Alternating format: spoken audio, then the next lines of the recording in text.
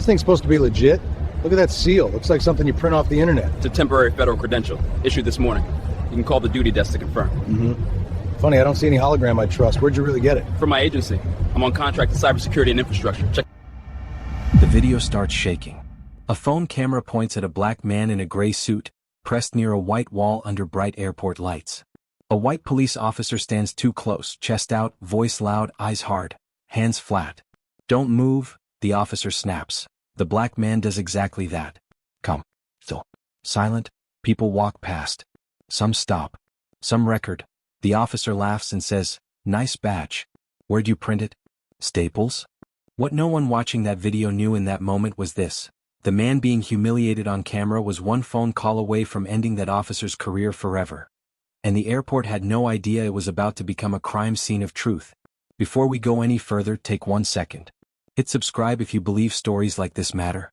And drop a comment telling us where you're watching from. Because this story could have happened anywhere. "Don't talk," the officer says. "You already talked too much." The camera zooms in. You can hear breathing. Heavy. Tight. "I asked you a simple question," the officer continues. "And instead of answering, you want to play smart." The black man swallows. His jaw tightens for just half a second. "I answered," he says quietly. That's when the officer steps closer. "Oh, now you're lying too?" The sign behind them reads DCA, a restricted access checkpoint. The timestamp says 7:42 a.m. morning rush. Suits. Coffee. Rolling bags. And right in the middle of it all, a public takedown of a man who did nothing wrong. His name is Marcus Ellison. 34 years old. Tall. Broad shoulders. Calm eyes that look like they've seen too much to be easily shaken. Marcus grew up in Prince George's County, Maryland. Raised by a mother who worked nights at a nursing home and a grandfather who never raised his voice but never backed down either. Marcus learned early how to be careful, how to stay calm, how to lower his tone when others raised theirs, how to survive rooms where he was the only black man and every mistake would be remembered. He wore a tailored gray suit that morning. Not flashy. Clean. His shoes were scuffed. Real leather, worn thin at the heel. Around his neck hung a temporary federal credential. White card. Blue seal. Photo slightly crooked. To anyone else, he looked ordinary. To men like the officer in front of him, he looked suspicious. Marcus had arrived early. Like always. He had scanned his badge. The green light flashed. The door unlocked. That's when the voice came from behind him. "Hey. Stop right there." Officer Kyle Brenner had been on the job 17 years. Stocky build. Shaved head. Eagle tattoo climbing out from his sleeve like it wanted to escape. He believed in instinct. He believed his gut more than rules. And his gut told him Marcus didn't belong. Brenner snatched the badge from Marcus's hand. "What agency is this?" he asked, already smirking. Marcus told him. "Come. Clear." Brenner laughed. Loud. "Never heard of it." People slowed down. Phones came out. Brenner turned the badge over like it was fake money. "This seal looks off," he said. "You know forging federal credentials is a felony, right?" Marcus blinked. "It's real," he said. That's when Brenner's smile dropped. "You don't get to tell me what's real," Brenner snapped. He raised his voice so everyone could hear. "This guy claims he works for the government," he announced. A few people chuckled. Someone whispered, "Yeah, right." Marcus felt the heat crawl up his neck, not fear, shame. "Put your hands on the wall," Brenner ordered. Marcus hesitated. Just a second. Not because he wanted to resist, but because he knew this moment too well. "Now," Brenner barked.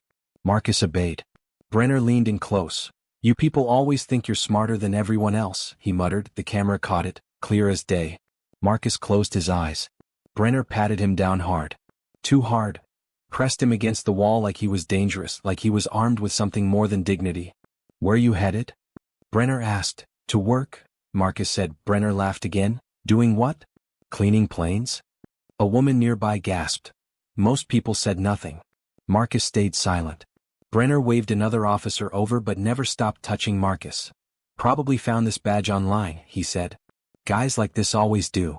Marcus finally spoke. "Sir, I'm asking you to call your supervisor." That's when everything shifted. Brenner stiffened. "Oh, so now you're giving orders?"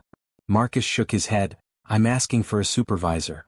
Brenner stepped back like he'd been insulted. "Hands higher," he snapped. "You don't get special treatment because you wear a suit." Phones were everywhere now. The power was intoxicating. Brenner could feel it. He was in control. Or so he thought. Marcus took a slow breath that he looked straight ahead, and he waited.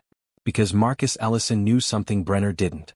The badge wasn't just real, that it was temporary because Marcus had just been reassigned. Quietly. Urgently. Marcus wasn't a random contractor. He was a senior cybersecurity architect embedded with a federal task force so classified most people in the building didn't know it existed. 3 tours overseas. 2 classified commendations. 1 incident that never made the news. And 1 direct line to people who did not tolerate embarrassment in public spaces. Brenner grabbed his radio, but before he could speak, a voice cut through the noise. Kyle. Brenner turned. A man in a dark suit stood 10 feet away. No badge visible. Come. Still, beside him was a woman with short gray hair and eyes sharp as glass. Step away from him, the man said. Brenner scoffed. This is police business. The woman spoke next. No. It's not. She held up her phone. The screen flashed a seal Brenner recognized instantly. Department of Homeland Security. Brenner's face drained of color. The man in the suit walked over to Marcus and gently removed his hands from the wall. You're clear, he said softly. Brenner stammered, wait, this guy he... The woman cut him off. You just detained a protected federal asset in a restricted zone, she said. And it's all on camera. The crowd went silent. Brenner's mouth opened. Closed, his radio crackled. Marcus finally turned around. His face was calm, but his eyes held years. We asked you to call a supervisor, Marcus said quietly. You chose not to? Brenner swallowed hard. The camera never stopped recording. That was the worst part for Officer Kyle Brenner. Because once the truth starts rolling, it doesn't stop just because someone gets scared. The man in the dark suit turned slightly, blocking Marcus from the crowd like a shield that he spoke into a small mic clipped under his collar. Confirming, he said. We have a live incident at DCA. Badge check escalated. Subject detained improperly. The response came back fast. Too fast. Confirmed. We're on our way. Brenner took a step back. Then another. The airport felt smaller now, the ceiling lower, the air heavier. The woman with the gray hair turned to the crowd. Everyone recording, she said calmly. You may want to keep those videos. She looked at Brenner again. You stopped Marcus Ellison, she continued, Senior Cyber Defense Lead, Federal Joint Task Group Orion. The words didn't mean much to the crowd, but they meant everything to Brenner. Task Group Orion didn't exist on paper. Only in whispers. Only to people who understood what real power looked like. Marcus adjusted his jacket. His hands didn't shake. I didn't want this, he said softly. I just wanted to get to work. Brenner's voice cracked. I was just doing my job. Marcus looked at him. Really looked at him. No, he said. You weren't. 2 supervisors arrived within minutes. Then 3 more officers. Then airport security. Then a man with a gold pin and no smile. Brenner tried to explain. Every sentence dug him deeper. The body cam footage was already being reviewed. The phone videos were already uploading. You people always think you're smarter. That line played back loud, clear, ugly. Brenner's badge was taken off his chest right there. In front of everyone. A woman in the crowd started crying. A man shook his head slowly. Marcus stood still, not proud, not angry, just tired. The supervisors apologized. Again and again. Marcus nodded once. I don't need an apology, he said. I need this to stop happening. The woman from DHS stepped closer. It won't happen again, she said. Not like this. Brenner was escorted away. No cuffs. Just shame. The crowd parted like water. Marcus picked up his briefcase, straightened his tie, and walked toward the restricted gate. People watched him differently now. Not because of his title, but because of how he carried himself when he had every reason to break.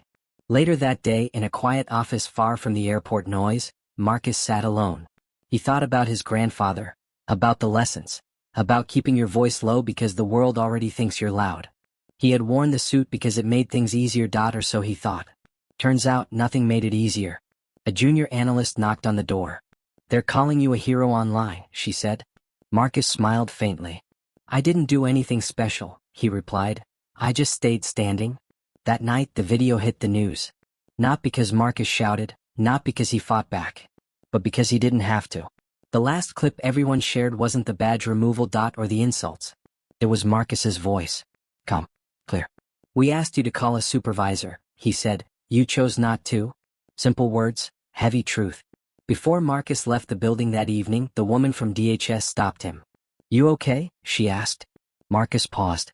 I am, he said, but somebody else won't be tomorrow. Then he added, almost to himself, power doesn't always yell, sometimes it just waits. And he walked into the night. If this story moved you, hit subscribe. Stories like this deserve to be heard. And tell us in the comments, what would you have done if you were standing there that day?